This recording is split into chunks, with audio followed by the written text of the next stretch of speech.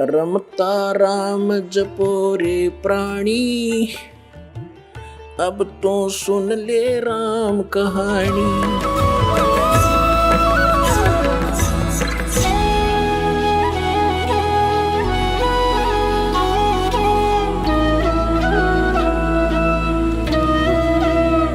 अब जो प्रसंग चल रहा है हम आते हैं उसी पर कि परमात्मा की परिभाषा क्या है और काल किसे कहते हैं। तो ये प्रसंग पूरा हुआ कि यथार्थ भक्ति कौन सी है, और वो स्थान एक ऐसा है जहाँ जरा मरण नहीं होता। वहाँ जाने के बाद प्राणी फिर लौटकर कभी संसार में नहीं आते, और वहाँ जरा और मरण नहीं है, वृद्धावस्था और मृत्यु नहीं है। और यहाँ दोनों डेफिनेट है।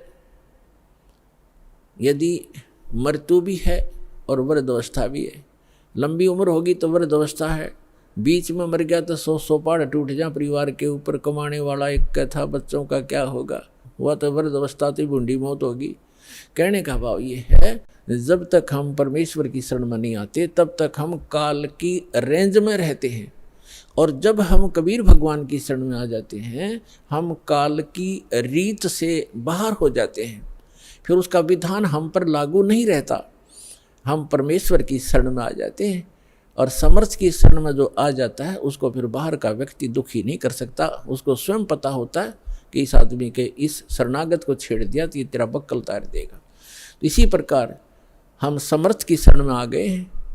आप कबीर भगवान वो समर्थ है, वो कादिर परमात्मा है, उसकी शरण में आ गए। उसकी शरण ना त्यागना, इतना ध्यान अवश्य रखना। छोटा मोटा कष्ट भी होता है नाम लेने के बाद, तो ऐसे समझना जैसे एक बिल्ली बच्चे उत्पन्न करती है और 2-4 दिन के बाद उन बच्चों को दूसरे घर में ले जाती है, क्योंकि वहाँ वो ये देखती है कि कहीं तेरे बच्चों को यहाँ खतरा ना हो जा। और इस बात से उसके बच्चे भी परिचित होते हैं कि हम अपनी माँ के संरक्षण में हैं, और वो उनको अपने मुख से पकड़ती है। उसके तीखे दांत होते हैं बिल्ली के, तीखे, और उनको पकड़ती है। और बच्चों को पीड़ा भी होती है, वो ऐसे सुकड़ जाते हैं, ऐसे लटक जाते हैं, और महसूस होता है कि इनको दांतों का दर्द भी है, लेकिन बोलते कतई नहीं, चुपचाप रहते हैं, उस पीड़ा को सहन करते रहते हैं, क्योंकि उनको पता है कि हम अपनी माँ के साथ हैं। ये थोड़ा बहुत कष्ट भी है तो हमारा जीवन रक्षक है, रक्षा हो रही है। तो उसको उठाकर वो दूसरे सुरक्षित स्थान पर अन्य मकान में ले जाती है, सबको बारी बारी वहाँ पहुँचा देती है।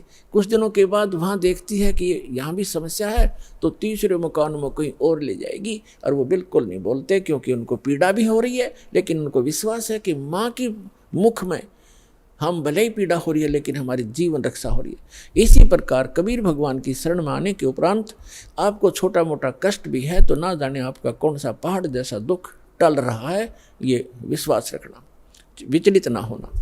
यहाँ प्रसंग चल रहा है कि धर्मदास जी ने कहा था कि भगवान यहाँ कितनी सुविधा दे रखी है भगवान ने, और इसको आप काल कह रहे हो।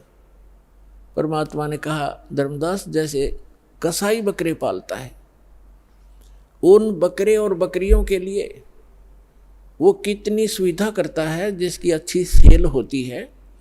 एक बहुत बड़ा चरागाह बनाता है, उसको हायर करता है या मोल लेता है, और उसके अंदर शेड डालता है, झोंपड़ी डालता है बकरों को गर्मी और सर्दी से बचाने के लिए।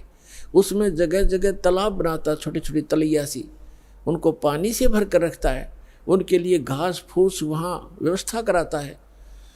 उस सारी व्यवस्था को देखकर वो भोले प्राणी ये समझ बैठते हैं कि हमारा मालिक, हमारा स्वामी कितना दयालु है, हमारी कितनी केयर टेक रखता है, सारी सुविधाएं प्रदान करता है, हिंसक पशुओं से बचाता है, चारों तरफ से बाड़ लगा देता है, और अंदर वृक्ष हैं, झाड़ बोझड़े हैं, फल घास फूस है, गर्मी से बचने के लिए शेड है, सर्दी से बचने के लिए व्यवस्था शेड है।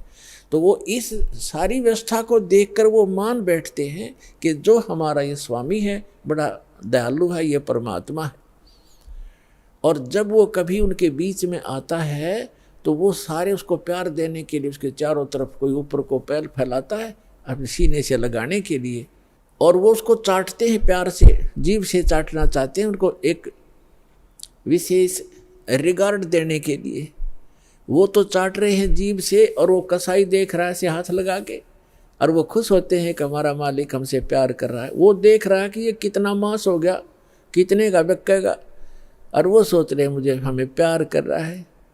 तो पुण्यात्मा परमात्मा कहते हैं कि जिस समय उस कसाई को 5-10 बकरों की आवश्यकता पड़ती है, बकरियों की, तो उस समय वो ये नहीं देखता ये किसकी माँ है किसका बेटा है। एक परिवार के 3-3 इकट्ठे भी आ सकते हैं, उन्हें तो मोटे मोटे छांट के और वो निकाल लेने जो अच्छे मांस युक्त हो गए, घनी बिक्री होगी।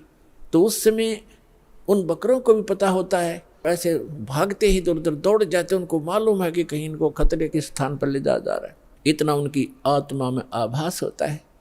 तो कहने का भाव ये है कि इसी प्रकार जो यहाँ की सुविधाएं आप देख रहे हो धर्मदास, परमात्मा कह रहे हैं कबीर भगवान, इन सुविधाओं को देखकर तो ऐसा लगता है जैसे बड़ा दयालु भगवान है, और उस समय तुम्हारी बुद्धि पर पत्थर गिर जाते हैं। किसी का बेटा मर गया, किसी की बेटी मर गई, एक परिवार के 3-3, 4-4 सदस्य मर जाते हैं।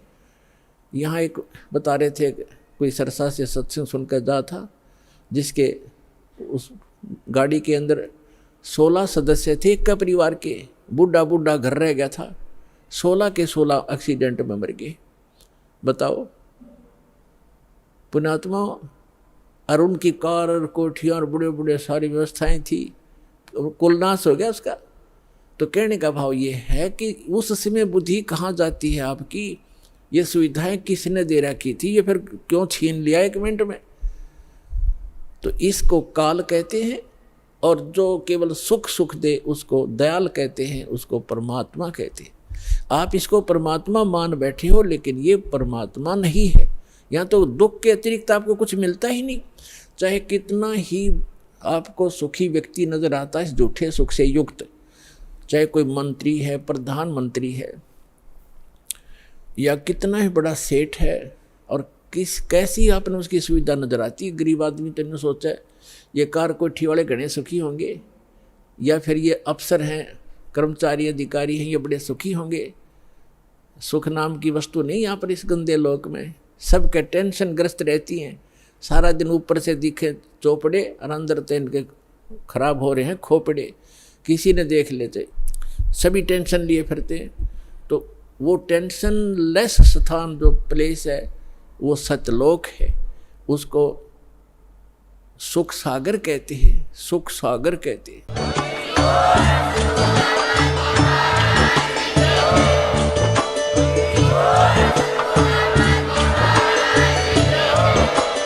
आप सुन रहे थे जगत गुरु तत्वदर्शी संत रामपाल जी महाराज जी के मंगल प्रवचन। अधिक जानकारी के लिए विजिट कीजिए हमारी वेबसाइट www.jagatgururampalji.org। संत रामपाल जी महाराज जी के शुभ आशीर्वाद से पूरे विश्व भर में 500 से भी ज्यादा नाम दीक्षा केंद्र हैं, जिन पर संत रामपाल जी महाराज जी द्वारा ऑनलाइन निशुल्क नाम दीक्षा दी जा रही है। अपने नजदीकी नाम दीक्षा केंद्र का पता करने के लिए संपर्क करें 8222880541।